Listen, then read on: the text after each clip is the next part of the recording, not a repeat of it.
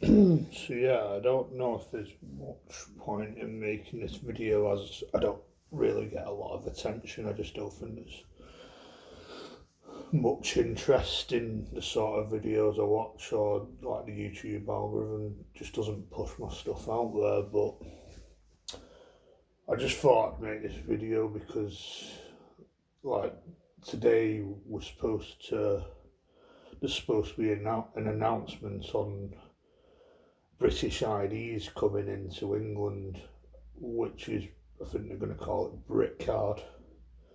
And a lot of people are against it, a lot of people are not happy about it. I think it's going to be it's just another way of control. It's going to be a dark, systematic grey thing where it's just another effort of the government, and especially Starmer's government, Labour, of censorship and control. And I think it's a very dangerous thing. It's a very dangerous government. I think this is probably the worst government we've had in, arguably, in British history, the most dangerous government in British history, where they're just totally against British values, British people, Christian values, what made Britain great, and Britain really creating the modern world, the modern Western world, that safe countries, safe societies, places like America, Canada, New Zealand, Australia, these first world countries, probably mainland Europe, where it's created the modern world. Possibly, but I'm no expert in that.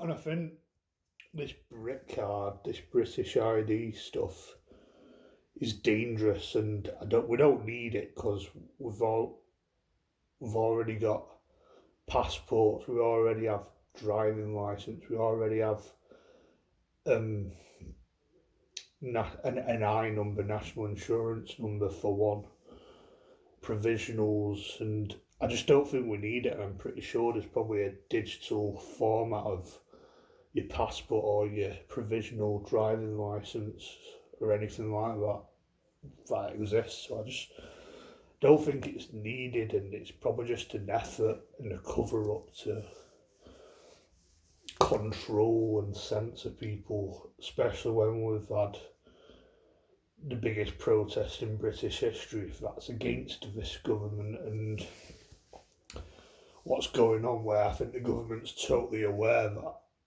the British people have turned on them and see them as the enemy. So I think they're going to come in royally in full force as some sort of punishment to the British people and says, no, you do as you're told. You do what we say, and if you don't comply, straight to the gulag, like, as it's fastly turning into this modern Soviet state, Soviet styled state sort of thing. So I think it's dangerous because I think it's proven that places like China has the social credit system, which I think, I'm no expert, which is probably this British idea at a more extreme rate, where it could eventually lead to this, where this social credit system in China is treated like some sort of currency, where if you don't behave or you don't do as you're told or you don't do things in a certain way, that you'll get blacklisted, where they'll take your rights, where you can't buy your daily meat for the week, or you can't travel, or you can't go in a shop, or you're probably queuing outside to get some shopping, go into a shop when it's just not needed. Like, it's pointless, but it's a way of control. Or if you like, criticise the government, where I think everyone should have the right to criticise the government, even if I disagree with that, or if they disagree with that. Like, for example, I'm probably more on the side of what Trump's doing, but I think you've also got the right to criticise what Trump's doing. No, and it's a fair argument. Like, I don't know my full feelings on Trump, but that's a video for another video. Like, when it comes to free speech, you should have that right to criticise, the Jimmy Kimmel sort of, Jimmy Fallon, all that sort of stuff. He's got a right to criticise Trump, even though I think Trump's probably got a bigger pair of bollocks than most politicians, especially Starmer. But it's a debate for another video. So I think it's ultimately a dangerous thing, and I think other countries probably have it, like Korea probably has it. Definitely like dictatorship side of it. Russia probably has it. I think Germany has it. France has it, and Europe's sort of becoming a new sort of Soviet Union anyway, with a lot of their leaders, including Starmer. So I think it's a very scary thing, and it's gonna eventually become like 1984, where I don't know, you can't do fuck all. Like, it's like you can't fall in love, or you can't think a certain way. You can't watch this film because it's sending a message that is totally against what the government and these elitists are doing. Like, for example, a film like Eyes Wide Shut, they might censor films like that or something like that. But to be a bit optimistic, just to have a bit of light at the end of the tunnel, I think there's probably a good chance that this digital ID thing won't happen, it won't work, and it will just backfire because the British people will just simply reject it and say no to it. Like, it'll just not work. And there's also that argument where you got old pensioners that don't know how to switch a telly on, that don't own an iPhone or a smartphone, that just won't be able to do it because they just won't know where to start. Because they don't operate that way, they do things the old-fashioned way. The mine's still in 1962, where they're using yellow pages still and doing things through the phone. And but there's also that argument that, I don't know, they might start handing iPhones out and smartphones like sweets, like, and force the oldies to learn how to use a computer or an iPhone, I guess. But I don't know. But I've got, just to be optimistic, I think it probably won't work because the English people just simply reject it. The British would just simply reject it. I think we're stubborn enough and that value our ways, our British Western Christian ways too much.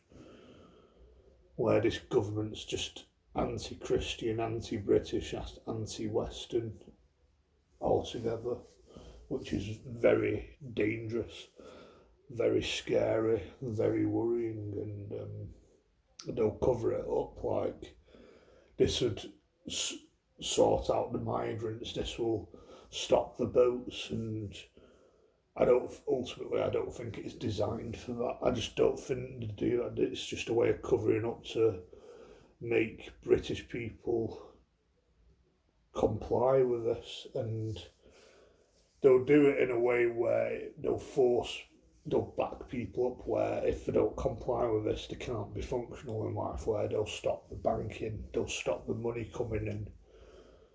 You're not allowed to go into a shop, you're not allowed to get a KFC, you're not allowed to do this, you're not allowed to do that. And someone who's got a disability like me, who relies on disability benefits, that would probably stop all my disability benefits and my limited capacity benefits. So that's how I think they'll try and get to people, but I think people are too stubborn against it, to be honest. And I think to a level they're already doing that with, like, for example, in my personal situation, being in supported living, where I didn't really want supported living, I didn't want that, where they'll make it out if you don't comply with supported living, you'll be very dysfunctional in life, where you won't be able to feed yourself, you won't be able to have a roof over your head, you won't be able to have entertainment and similar things. Like if you don't have an address, you can't get benefits, you can't get money, so they'll make life very dysfunctional for you. And with everyone, like if you don't work, you can't get money. Like I don't think most people probably would rather not work, but if you don't comply with this, you can't get any money, you can't be functional, you can't feed yourself, you can't get your entertainment, you can't go on holiday. But I think if this digital ID thing, they'll say, oh, you're not allowed to go on holiday, you spent all your credit up, where it's just about control. Or because I rely on benefits and universal credit, that they're probably saying, oh, you can't go to Disney World this summer because you rely on benefits, you don't work. But even if you did work, it'll probably be a similar situation anyway with this digital ID, where they'll stop you from doing things, they'll stop you from living your life, they'll just take your liberties away. And I just think it's ultimately pure evil, and I believe Starmer is probably pure fucking evil. Like, he is the worst, most dangerous government, and it says a lot about modern day society that people like him and this sort of Labour government is allowed in power. Like, they're allowed in. So it's scary times, it needs to be stopped. And I watched a video from Silver Fox where he wishes Starmer got arse cancer or suffered a painful death, and I think things have gone bad enough that I probably join him with that comment, to be honest. Like, I just don't give a fuck anymore. Like, things are that bad.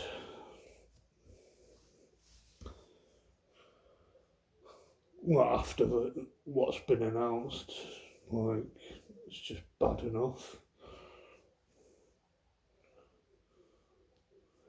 But yeah, I think that's all I've got to say about that. Scary, dangerous times, I think.